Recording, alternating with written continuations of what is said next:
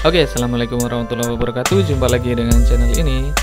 Kali ini kita akan membahas materi tentang belajar dan pengkondisian. Oke, bagi kalian yang ingin menyaksikan video ini dengan kuota yang lebih hemat, silakan download menggunakan aplikasi YouTube Go dan pilihlah kualitas video yang paling rendah. Dia akan hemat, mungkin tidak sampai 20 MB mungkin ya, tapi silahkan dicoba.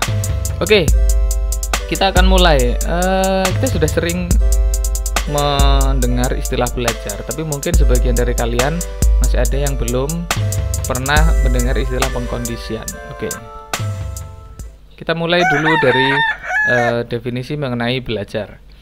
Oh ya, saya ingin menekankan bahwa pada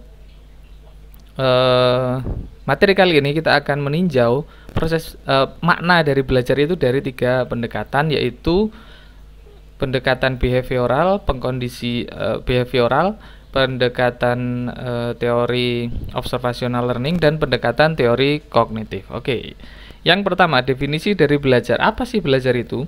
Belajar adalah perubahan tingkah laku yang relatif permanen yang dihasilkan oleh proses pengalaman yang tidak ditentukan oleh kematangan dan kecenderungan bawaan saja. Jadi, ada penekanan kata perubahan tingkah laku dalam definisi dari belajar ini, dan perubahan tingkah laku itu relatif permanen. Contohnya bagaimana? Mungkin sebagian kita memaknai belajar itu membaca buku, ya kan? Lalu kemudian kita berlatih itu belajar. Nah, cuman tidak semua proses itu berakhir pada perubahan tingkah laku.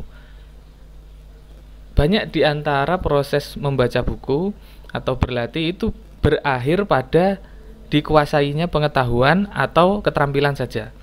Tapi, apakah pada diri orang tersebut terjadi perubahan tingkah laku? Bisa jadi tidak. Contohnya, ada orang ngaji, terus kemudian dia diajari bahwa sholat 5 waktu itu wajib. Dia sudah tahu, terus kemudian dia diajari bagaimana tata cara melaksanakan sholat mulai dari takbiratul ihram sampai dengan salam. Dia sudah bisa melakukan semua rukun-rukun dan urutan dari sholat tersebut. Tapi sehari-hari dia tidak sholat. Apakah ada orang seperti ini? Ada, tentu saja ada. Nah, dalam contoh ini itu berarti orang tersebut belum dikatakan belajar. Karena apa? Karena walaupun dia menguasai keterampilan dan pengetahuan berkaitan dengan sholat, tapi dia tidak berubah tingkah lakunya dari yang sebelumnya tidak sholat menjadi sholat. Dia tetap saja tidak sholat, walaupun ada pengetahuan dan keterampilan tentang sholat yang dia kuasai. Clear ya? Oke,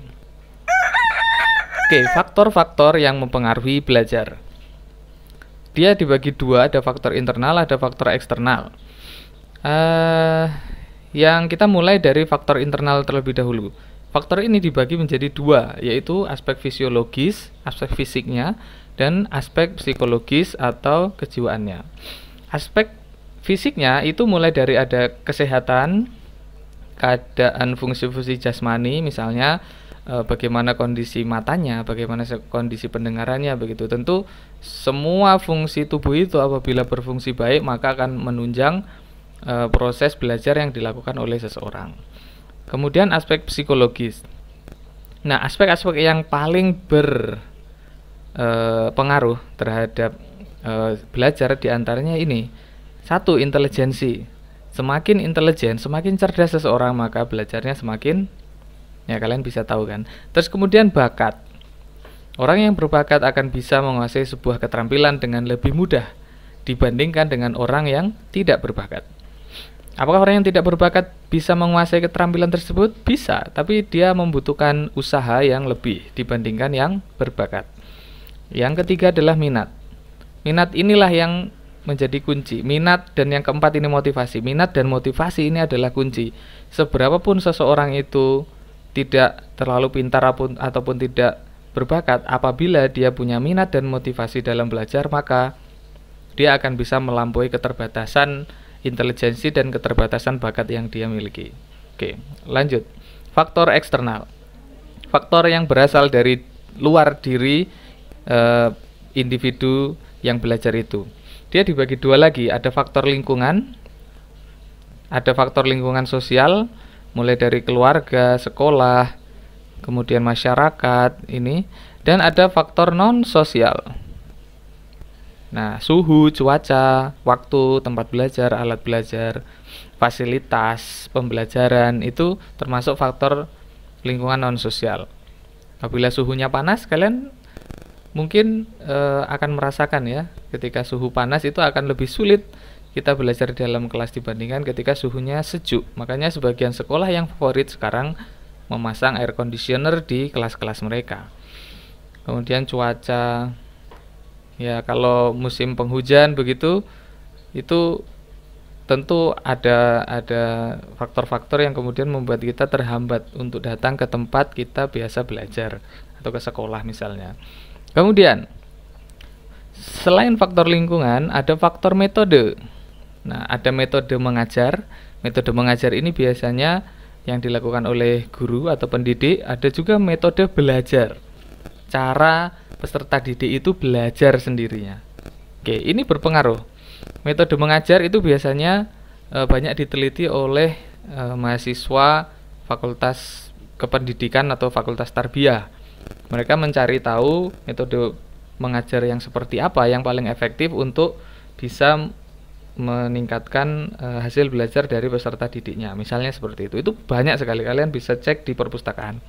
Terus metode belajar. Metode belajar ini itu yang melakukan adalah peserta didik itu sendiri. Nah, tentu biasanya akan disesuaikan dengan gaya belajar dari masing-masing peserta didik itu sendiri. Ada gaya belajar visual, di mana stimulus yang paling mudah untuk membuat dia menerima informasi adalah penglihatan. Ada gaya belajar auditori, di mana dia lebih suka mendengarkan. Ada gaya belajar kinestetik, yaitu dia akan lebih mudah menyerap informasi belajar ketika sambil melakukan aktivitas tertentu, misalnya sembari jalan-jalan gitu. Dia baca buku sambil jalan-jalan gitu, sekalian olahraga barangkali ya. Oke, itu metode belajar. Itu adalah faktor-faktor yang mempengaruhi belajar. Selanjutnya, nah kita sudah masuk pada teori. Teori-teori ini diungkapkan oleh pakar-pakar. Kita mulai dari saya tadi menerangkan bahwa kita akan membahas belajar dari sudut pandang 3 pendekatan. Yang pertama adalah pendekatan behavioral, yang kedua pendekatan modeling atau observational learning, yang ketiga pendekatan kognitif. Nah, kita masuk pada fase yang pertama, pendekatan behavioral. Teori yang pertama adalah classical conditioning atau pengkondisian klasik. Pengkondisian itu berasal dari kata kondisi. Jadi ini adalah berkaitan dengan penelitian yang dilakukan oleh para pakar tentang bagaimana proses belajar atau perubahan tingkah laku itu terjadi. Pertama, classical conditioning. Eksperimen ini dilakukan oleh Ivan Petrovich Pavlov. Dia melakukan eksperimen dengan seekor anjing seperti yang kalian lihat dalam gambar, dalam video ya. Ini anjingnya diikat lalu kemudian dipasang selang pada kelenjar salivanya. Tuh, ini selang warna merah ini dihubungkan dengan sebuah pengukur supaya diketahui seberapa banyak air liur yang keluar dari mulut anjing. Kita semua tahu bahwa anjing ini dia akan keluar air liurnya apabila dia dalam kondisi lapar lalu melihat ada makanan yang menarik bagi dia, tentu saja. Oke, ini adalah jalan penelitiannya. Jadi penelitian ini ingin mengetahui bagaimana cara supaya anjing ini bisa keluar air liurnya, atau kita biasa menyebutnya ngiler, ketika lonceng dibunyikan. Pada kondisi normal, anjing itu tidak akan merespon apa-apa, apabila bunyi lonceng dibunyikan. Tapi dia baru akan merespon dengan mengeluarkan air liur apabila dia melihat daging. Oke. Nah, untuk bisa membuat anjing ini ngiler sebagaimana ketika dia melihat daging, maka yang dilakukan oleh Pavlov adalah membunyikan lonceng ketika anjing ini mau diberi makan. Dibunyikan lonceng baru makanannya diberikan.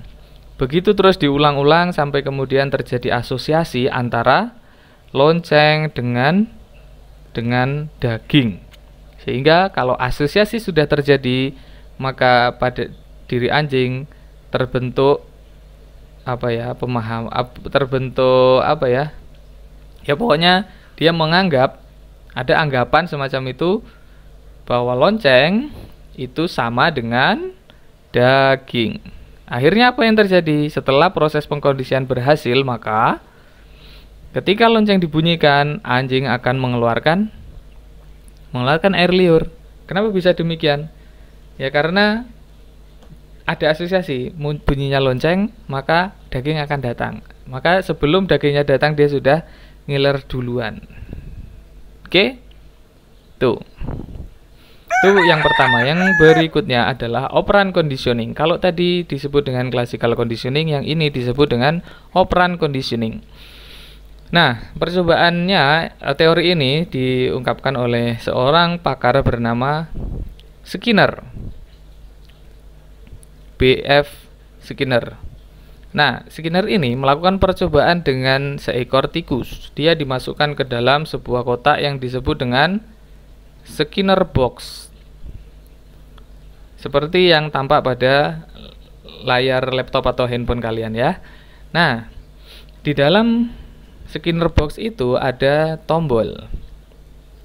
Di situ tertulis lever. Nah, apabila tombol tersebut disentuh atau ditekan oleh tikus, maka akan keluar makanan dari pelet dispenser, dari dispenser peletnya itu. Nah, tikus pertama kali dimasukkan ke dalam kotak ini, itu dia tidak tahu sama sekali bahwa untuk bisa dapat makanan dia harus pencet tombol lever. Sampai kemudian karena dia lapar, maka dia akan melakukan aktivitas mencari sumber makanan, baik itu dengan berlari ke sana ke sini, gigit sana gigit sini, tabrak sana tabrak sini, sampai kemudian tanpa dia sengaja dia menyentuh tombol warna putih itu, lever, dan keluarlah makanan. Dia suka dong karena makanan adalah sesuatu yang dia cari. Nah, cuman masalahnya dia tidak tahu bagaimana makanan ini keluar karena dia melakukan pemencetan tombol tadi karena tidak sengaja. Lalu kemudian dia akan melakukan aktivitas mencari makanan lagi. Tanpa sengaja untuk yang kesekian kalinya dia pencet tombol lagi, keluar makanan. Terus saja begitu, ketidaksengajaan memencet tombol dan keluarnya makanan ini ketika terjadi berulang-ulang akan membuat ada asosiasi dalam diri tikus bahwa tombol itu adalah syarat untuk keluarnya makanan. Dipencet tombol, keluar makanan. Dipencet tombol, keluar makanan. Maka yang terjadi kemudian adalah terbentuk perilaku baru pada diri tikus, yaitu perilaku memencet tombol. Kenapa? Karena setiap kali dia memencet tombol, maka dia dapat sesuatu yang menyenangkan, yaitu makanan. Sehingga lama-kelamaan perilaku memencet tombol akan dilakukan semakin sering. Nah, yang jadi pertanyaan, gimana kalau makanan yang ada di dalam pelet dispenser ini habis? Dia pencet tombol, makanannya nggak keluar. Apa yang akan terjadi kira-kira? Ya, yang terjadi adalah extinction atau penghapusan. Jadi perilaku baru yang terbentuk, yaitu perilaku memencet tombol, lama-kelamaan akan hilang. Kenapa? Karena perilaku itu dilakukan, dia tidak mendapatkan makanan, sesuatu yang menyenangkan bagi dia. Ya tentu dia tidak mau lagi dong, merasa di PHP kalau istilah anak sekarang ya. Sudah susah-susah mencet tombol kok makanannya tidak keluar. Nah, itu kan PHP ya. Oke, selanjutnya ini adalah sudut pandang yang kedua, yaitu teori observational learning atau modeling.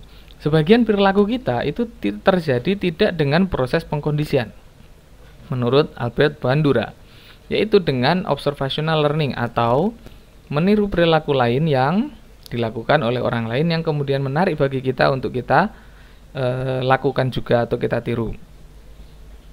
Nah, observational learning ini itu tahapannya ada 4.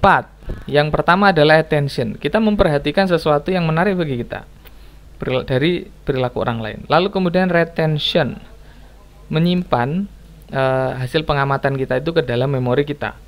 Lalu kemudian reproduction, kita ambil dari ingatan kita, lalu kemudian kita ingat-ingat, lalu kemudian kita coba-coba untuk lakukan juga. Setelah itu apa? Motivation, ada dorongan dari dalam diri kita untuk kemudian mengaplikasikan perilaku yang dilakukan orang lain tersebut oleh kita sendiri. Gitu. Itu namanya modeling. Nah, ini dia adalah contoh modeling yang salah. Beberapa tahun yang lalu itu di televisi kita bisa menyaksikan acara gulat, Smackdown. Nah, masalahnya acara tersebut ditayangkan di jam ketika anak-anak itu masih belum tidur atau sudah di rumah begitu, sehingga anak-anak banyak yang menyaksikan juga. Akibatnya apa? Anak-anak ini melakukan proses modeling dan dia melakukan aksi smackdown itu kepada kawannya, sehingga banyak kasus yang muncul anak-anak cedera karena meniru aktivitas smackdown atau gulat ini. Oke, di dalam teori modeling ini ada istilah efikasi diri. Apa itu efikasi diri? Efikasi diri adalah perasaan diri mampu. Perasaan diri mampu ya. Jadi kita kalau mau niru sesuatu itu pasti kita punya perasaan bahwa kita mampu meniru itu. Walaupun faktanya kita bisa atau tidak itu perkara lain, tapi adanya perasaan bahwa kita mampu mengikuti perilaku tersebut, itulah disebut dengan efikasi diri. Nah, efikasi diri ini itu dipengaruhi oleh 4 hal. Yang pertama, personal mastery experience, pengalaman personal, atau pengalaman kita pernah berhasil, itu meningkatkan efikasi diri. Misalnya begini, kita berlatih berenang. Suatu ketika kita mencoba berenang 50 meter, nyebrang sebuah sungai yang airnya deras. Lalu kemudian karena disemangati oleh banyak orang, kita berhasil menyeberang dengan kekuatan yang entah datangnya dari mana. Setelah itu, seminggu kemudian orang tua kita mengajak kita ke kolam renang, ke tempat yang lebih tenang. Nah, di kolam renang itu lebar kolamnya itu 100 meter. Karena kita sudah pernah berhasil menyeberang 50 meter, maka kemudian muncul perasaan mampu untuk berenang 100 meter di kolam renang itu. Itu dia contohnya. Terus yang berikutnya adalah vicarious experience.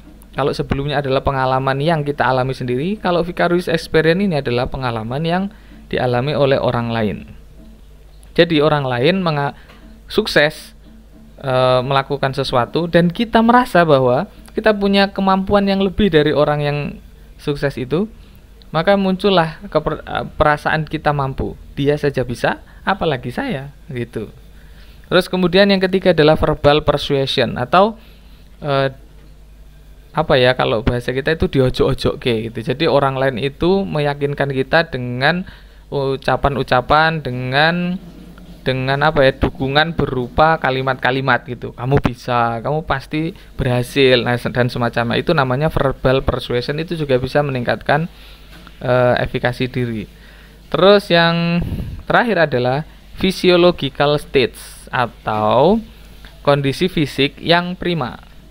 Kondisi fisik yang prima itu juga meningkatkan efikasi diri. Nah, efikasi diri ini menurut teori itu sangat mempengaruhi performansi. Seseorang yang yakin bahwa dia bisa melakukan sesuatu, maka kemungkinan untuk dia berhasil melakukan sesuatu itu semakin besar. Selanjutnya, ini adalah cara pandang belajar yang ketiga dan terakhir, yaitu cognitive theory. Yang terakhir yang kita pelajari hari ini, yaitu cognitive theory atau teori kognitif. Apa tuh kognitif itu? Kognitif adalah segala sesuatu yang berkaitan dengan pikiran. Nah, berdasar teori ini, belajar itu tidak hanya karena kita mencontoh orang lain, atau tidak hanya juga karena ada sesuatu yang menyenangkan yang membuat kita ingin melakukan perilaku itu lagi, seperti pandangan behavioral dan seperti pandangan teori modeling. Tapi di dalam teori kognitif ada penentu perilaku itu dilakukan atau tidak dilakukan, yaitu cognitive process atau mental process. Jadi ketika kita mendapatkan informasi dari lingkungan, kita kan manusia itu beda sama hewan ya. Ada akal yang membuat kita berbeda dengan hewan, sehingga fungsi akal inilah yang kemudian membuat kita menginterpretasi lingkungan, lalu kemudian membuat kita mempertimbangkan banyak hal berdasarkan dengan pengalaman kita misalnya, untuk sampai kita kemudian memutuskan melakukan atau tidak melakukan sesuatu. Jadi penentunya bukan stimulusnya, tapi penentunya adalah ini, mental proses, kognitif proses ini. Jadi apabila seseorang atau pendidik ingin merubah perilaku dari peserta didiknya, itu kalau menurut pandangan teori kognitif itu tidak dengan semata-mata memberi dia hadiah atau iming-iming hadiah atau ancaman hukuman, tidak pula sekedar memberi contoh, tapi juga memberi pemahaman.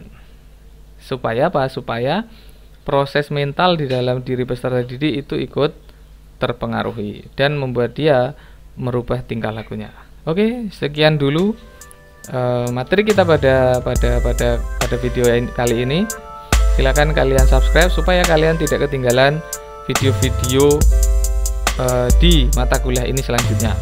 Bagi kalian yang ikut di kelas saya mata kuliah psikologi umum di Prodi Psikologi Islam, silahkan kalian absen di komentar, lalu kemudian di kolom komentar di kelas Google Classroom ya. Lalu bagi yang masih belum jelas, silahkan kalian bertanya dengan cara juga mengetikkan pada kolom komentar. Oke. Kalau kalian merasa bahwa ada orang lain yang butuh untuk mengetahui materi tentang yang saya share lewat video ini, silahkan di-share. Dan sekian saja. Terima kasih sudah menonton. Wassalamualaikum warahmatullahi wabarakatuh.